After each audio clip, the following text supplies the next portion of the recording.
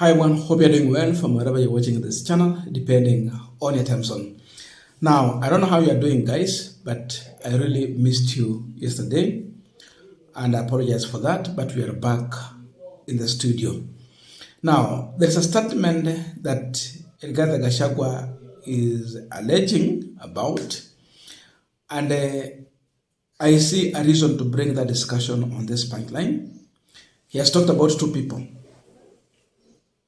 Number one, Raila Odinga, and two, Kithure Kindiki. Two people. The first statement, he's alleging that William Ruto is surviving politically simply because he has Raila Odinga on his side. That William Ruto is in political ICU, and the ICU support machine is Raila Odinga.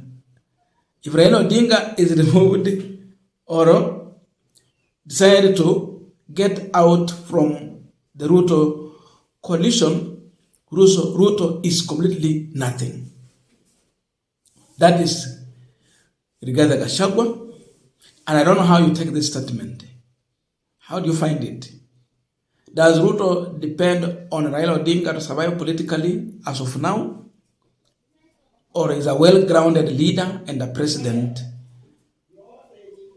who command numbers in this country? Saa hii huyu Raila Odinga akimwambia Ruto amuoshe miguu atamuosha. Because amekwama.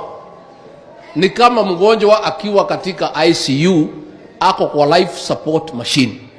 Life support machine ya William Ruto today ni Raila Odinga. Ikizimwa kisha. And it is because yeye alitudharau. Akifikiria sisi ni watu tu kawaida. Sasa yeye ni minority. Hii uchaguzi sisi tukiweka candidate yetu. Hii mzee aunge mkono kama atamuunga mkono. Mwingine asimame.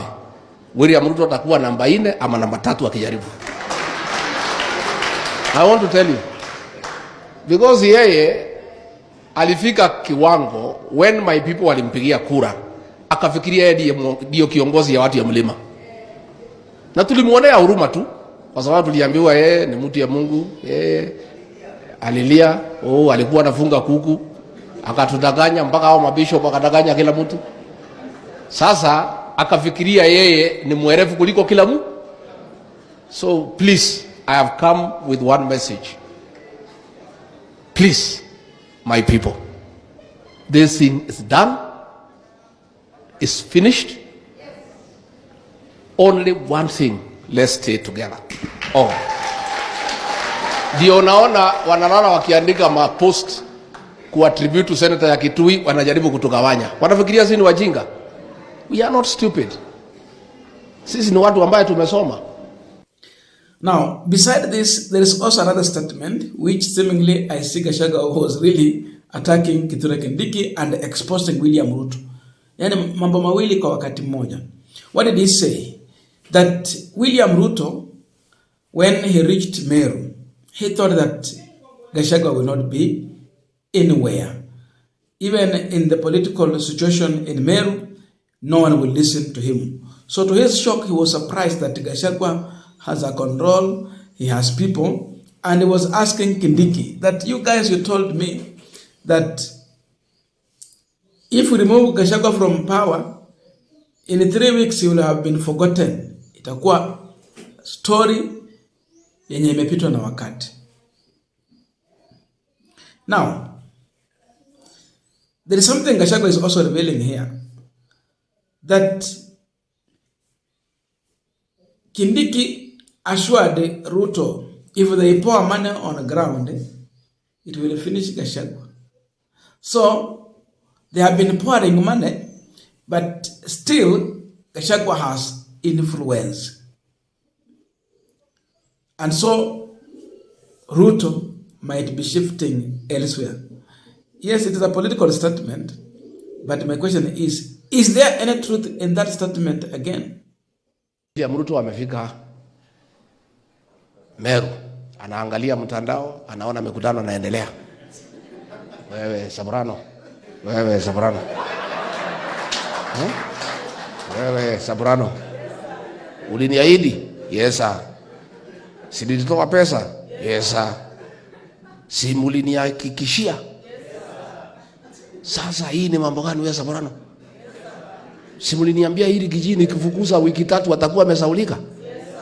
Mimi nimechoka kutoa pesa kwa hii mlima. Mimi mnikubalie niende nikatafute kura Western na huko kwa Wajaluo. Sasa now I want us to continue with the panel discussion, but before we go deeper into that, I have a quick and humble request for those who are watching this channel and you have not yet subscribed. Please consider subscribing. To our returning subscribers, I must say thank you so much, and again to all our viewers, please give this video a thumbs up. Thank you so much, and back to our discussion. Now, the truth is that with the Gen Z protest and many political blunders that Ruto has been able to commit, the only person who sustains William Ruto politically in this country is none other than Raila Odinga. I'm saying Raila Odinga because Raila donated his people in the cabinet. Raila has donated his ODM party to support William Ruto.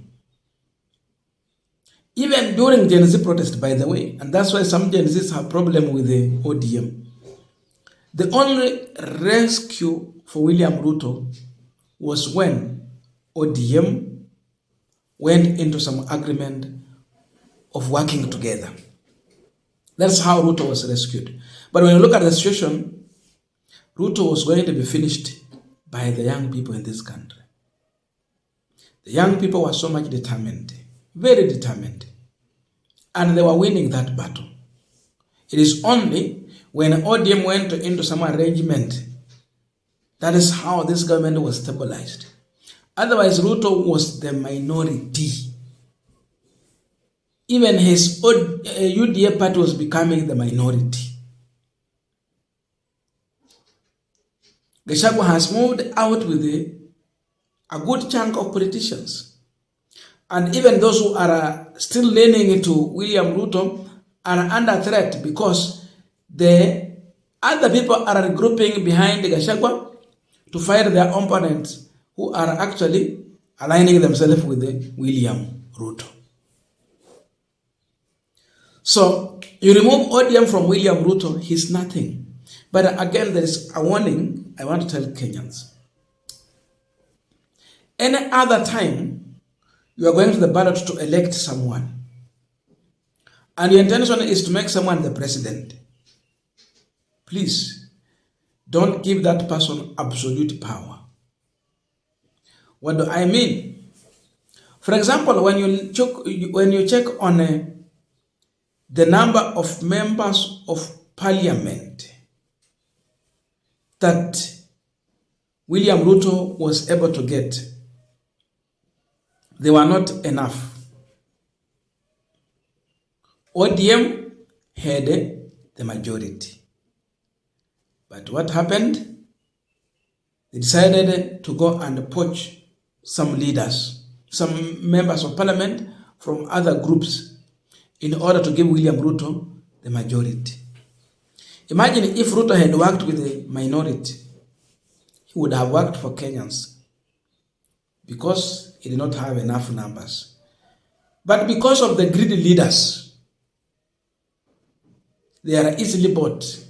That's how William Ruto has been able to do so many things in this country, because he knows how to deal with these members of parliament. So any other time when you are electing someone, never give supermajority. Never. They will pass what they want to pass and they will do what they want to do because they control everything. It's a lesson to learn. For example, right now, these people have supermajority. ODM, ongeza na wale wa UDA. But when you withdraw ODM, close to 80 plus something, 84 or 87 members of parliament, when you unaongeza hii side nyingine, they cannot do anything. They have to consult very properly. You remember when Kibaki took over government in 2013, 2007, he had the minority. So he was forced to work with everyone. And we had one of the best government ever. Everything worked for everyone. That's the truth. Now, back to this discussion. Raila Odinga is the engine as we're speaking today. You remove him from this regime, Ruto will have nowhere to run to. Ruto is leaning on Odinga's shoulder. That is the reality. His numbers, everything. Even he's not sure of the UDA members he has. Some are not with him. But Raila is the person. So, in trying to replace Rigathi Gachagua, what I can again conclude here is that Ruto discovered that Kindiki cannot replace Gachagua as he would need. So what do? Look for a strong person. That person is Raila Odinga. This confirms that Kindiki failed to replace Gachagua. He could not manage, even with the government resources, as Gachagua is putting it, that they poured money to finish him politically. People have refused. Even with the government resources, people have refused.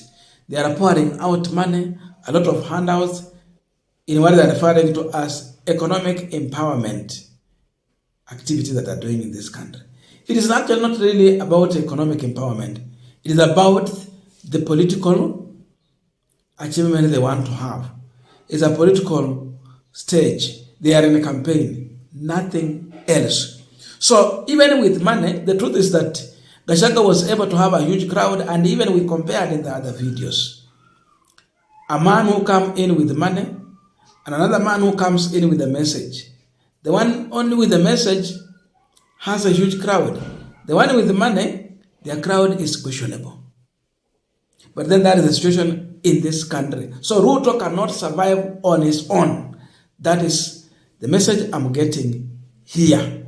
He depends on someone elsewhere for his political career and survival. I don't know your views, but please let us meet in the comment section to continue with this discussion. Thank you so much, and see you in our next video.